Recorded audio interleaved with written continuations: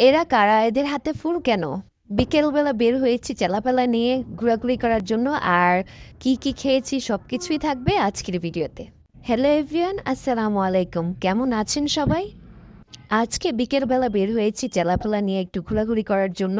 Mainly বের হওয়ার কারণ হচ্ছে আজকে ফুচকা খাওয়ার ক্রেভিং হচ্ছিল অনেক। আর সেটা নির্দিষ্ট একটা জায়গার টনির একটা বর্ণমালার সামনে। এই মামার ফুচকাটা এত মজা, এইদিকে দুই প্রতিবন্ধী নিয়ে বের হয়েছিলাম। এরা রাস্তায় ফুল দেখে দাঁড়িয়েছিল, দেখছিল কেউ ফুল দেয় কিনা। দেখে যে কেউই দেয় না, তখন নিজেরাই কিনে নেয়। এই তো চলে আসলাম মামার দোকানে। আর এই মামার ফুচকা যে এত মজা, আমার কিছুদিন পর পরই খেতে ইচ্ছে করে, আর না খাওয়া পর্যন্ত ভালো লাগে না। তো এইদিকে ফুচকা দিয়ে দিয়েছে, দিতে না দিতে এরা কারাকারি শুরু করে দিয়েছে।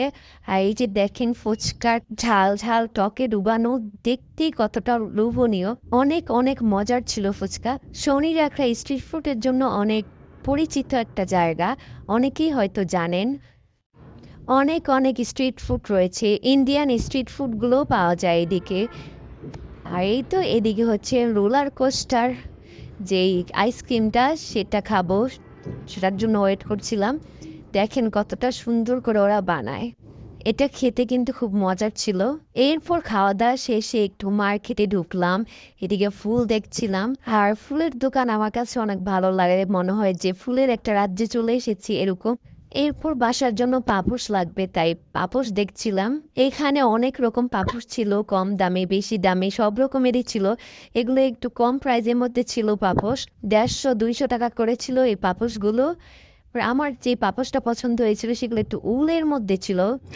এই যে এই পাপোশগুলো খুব সফট ছিল, মানে পায়ে দিলে খুব আরাম লাগবে এরকম। আর এগুলোর প্রাইস ছিল, বড় সাইজ ছিল 400-450 করে। আর এগুলোর মধ্যে ছোট সাইজটা ছিল 250-300 এরকম বলেছিল। এই যে এগুলা হচ্ছে একটু ছোটর মধ্যে ছিল, বাট ওই পাপোশগুলো আর একটু নরম ছিল, মানে একটু সফট ছিল। এই তো এখানে দেখছিলাম। এগুলো দেখা শেষে বাসায় চলে গিয়েছিলাম। আর আজকের ভিডিও এই পর্যন্তই। সকলে সুস্থ থাকবেন, ভালো থাকবেন, আল্লাহ হাফিজ। আর আমার ভিডিওগুলো যদি ভালো লেগে থাকে তাহলে অবশ্যই একটা লাইক দিয়ে দিবেন।